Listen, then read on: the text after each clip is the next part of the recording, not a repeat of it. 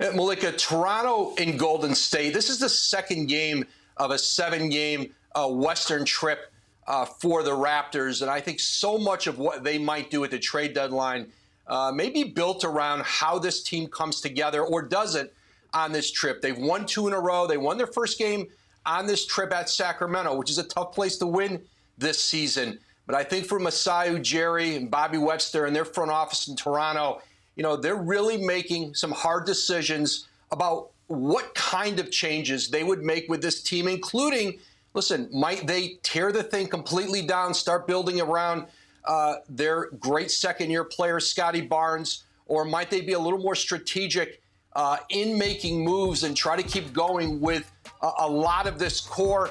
OG Anunoby is a player around the league. There is great interest in him, really probably the most important position in the league at that wing forward, 6'7" player, two-way player. I think there's a belief that Toronto could get as many as 3 first-round picks in a deal for Anunoby if they decided to move him. They've certainly talked with teams to see what the market is on him, and I think virtually everybody on that Raptors team. But watch this Raptors team, how they play. They're in 12th place right now in the East. They're 22-27.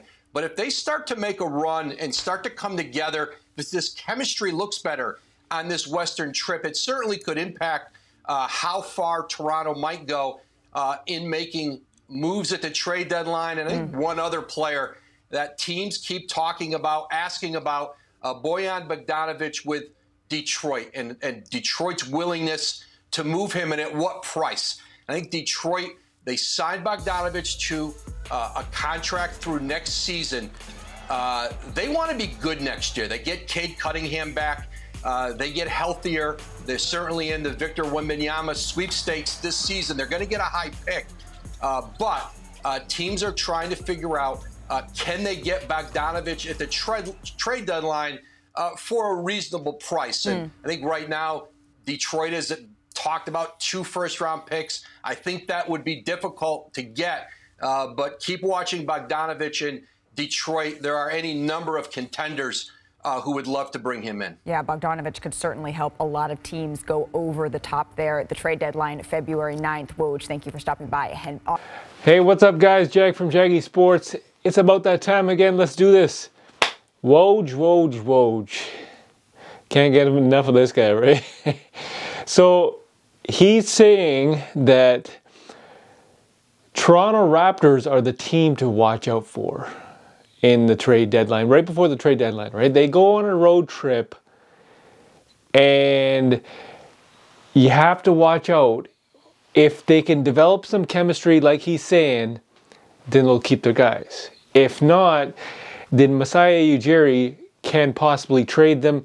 Now, something to note that Fred VanVleet is rumored to switching to LeBron's buddy's agency, Clutch Sports. I'm not saying that he's going to go to the Lakers. I'm not saying that. I'm saying that he's going to Clutch Sports, whose biggest client is LeBron James, and Rich Paul, whose best friend is LeBron James. I'm not saying he's going to the Lakers. Just let's not go there for a second, because that's not going to happen. Lakers can't afford Fred VanVleet. They possibly can, but they want shooters. They want a shooter, right? Which leads me to the next point. Gary Trent Jr., who is part of Clutch Sports as well. Those 2 guys that I just mentioned have player options. They got player options, and their options are at the end of the summer or beginning of the summer, whatever. It depends on, basically how far you get in the playoffs. So they can decline it, which they are going to decline their player options because they want more money. They can go anywhere they want. So it just makes perfect sense that Masai Ujiri either offers them an extension, I don't know if that's going to happen, or he gets something in return for them. Because either way you look at it, they don't get their money, they're walking, right? They're absolutely walking. Now, speaking of shooters, Bogdanovic, sorry if I butcher the name again, I keep doing this. Detroit, they want at least 2 first-rounders. Okay? And going back to the Raptors, OG Anunoby, they want 3 first-rounders. That's a lot of picks. But if I'm the Lakers, I'm knocking on Detroit's door for Bogdanovic. If I'm the Pelicans, I'm knocking on the Raptors' door. If I'm the Grizzlies, I'm knocking on the Raptors' door. These guys need talent, right? Pelicans, they could go far in the playoffs. Grizzlies can go far in the playoffs. Possibly Lakers, I don't know. Depends on their chemistry, depends on their health.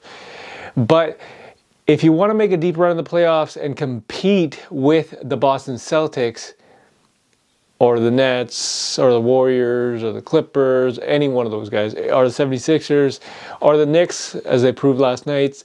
I can't remember if I mentioned the Nets or not. But if you want to compete with those guys, then you gotta up the ante, right? And you gotta do whatever it takes. So